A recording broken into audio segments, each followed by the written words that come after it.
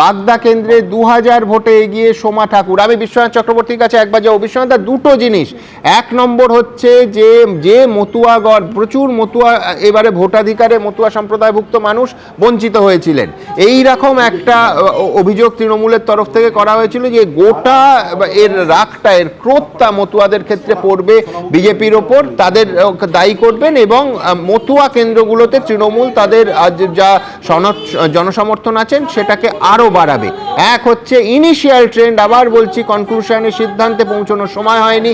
Initial trend কিন্তু সে কথা বলছে না, বরঞ্চ মতুয়া অধ্যুষিত একাধিক কেন্দ্রে বিজেপি প্রার্থীরাই এখনো পর্যন্ত এগিয়ে রয়েছেন। এক।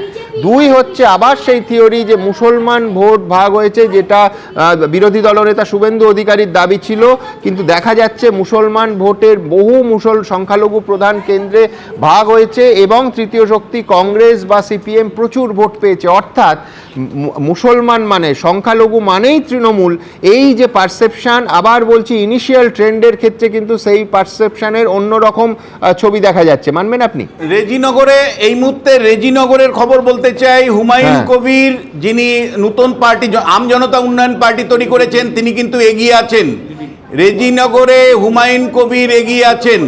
আমরা শশী পাজার একটা রেজাল্ট বলতে চাই। প্রথম রাউন্ডে শশী পাজা কিন্তু 500 ভোটে পিছিয়ে আছে শ্যামপুর বিধানসভা কেন্দ্র থেকে। জামুরিয়া কেন্দ্র মানে সেখানে কিন্তু 3000-এর বেশি ভোটে বিজেপি এগিয়ে আছে। মনে রাখবেন আসনটা কিন্তু তৃণমূল কংগ্রেসের ছিল। রানীগঞ্জ কনস্টিটুয়েন্সি যেটা তৃণমূল কংগ্রেসের ছিল, সেটা কিন্তু রানীগঞ্জে 2000 ভোটে এগিয়ে আছে বিজেপি। ফলে সুমনদা, যেটা পরিষ্কার ধরতে পারছি সেটা হলো যে মুসলিম ভোটটা অবশ্যই তৃণমূল কংগ্রেসের পক্ষে। উত্তরবঙ্গের মানে উত্তর দিনাজপুরে দেখেছি, মালদাতেও দেখতে পাচ্ছি, কারণ মালদাতেও মানে 6টা আসনে বিজেপি এগিয়ে আছে, 4টা আসনে তৃণমূল কংগ্রেস এগিয়ে আছে, 2টো আসন কংগ্রেস পেয়েছে। অবশ্যই 2021-এর মতন একতরফাভাবে তৃণমূল কংগ্রেসের পক্ষে সংখ্যালঘু মুসলিমরা ভোট দেননি। সেই কারণেই বিভিন্ন আসনগুলোতে কোথাও কংগ্রেস এগিয়ে আছে, কোথাও সিপিআইএম দল দমকলের মতন আসনে এগিয়ে আছে, জলঙ্গির মতন আসনে এগিয়ে আছে, আবার মানে আম জনতা উন্নয়ন পার্টিও এগিয়ে আছে।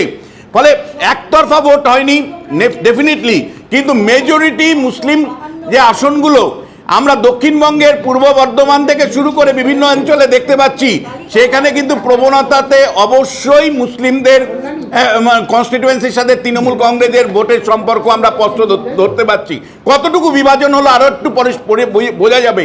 কিন্তু সুমনদা, আপনার দর্শককে পরিষ্কার বলতে চাই যে যেহেতু একটা পোলারাইজেশনের রাজনীতিতে ভোট হয়েছে, ফলে কনস্টিটুয়েন্সিগুলো কোথায় গণনা হচ্ছে, সেখানে হিন্দু সংখ্যা কত, মুসলিম সংখ্যা কত, সেই কনটেক্সটেই কিন্তু ফলাফল আসার প্রবণতা কিন্তু দেখতে পাচ্ছি।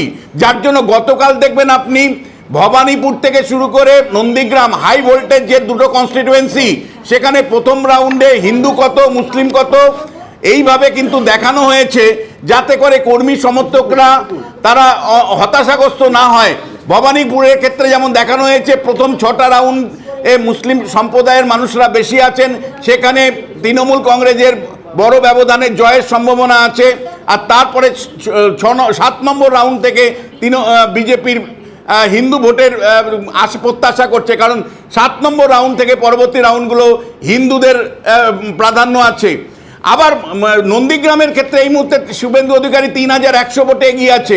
নন্দীগ্রামের ক্ষেত্রে কিন্তু প্রথম 7টা রাউন্ড কিন্তু হিন্দু প্রধান এলাকায়, তারপরে 8 নম্বর রাউন্ড থেকে 12 নম্বর রাউন্ড কিন্তু মুসলিম এলাকাগুলোতে আছে, এবং তারপরে শেষ 3টে রাউন্ড আবার হিন্দু এলাকায় আছে।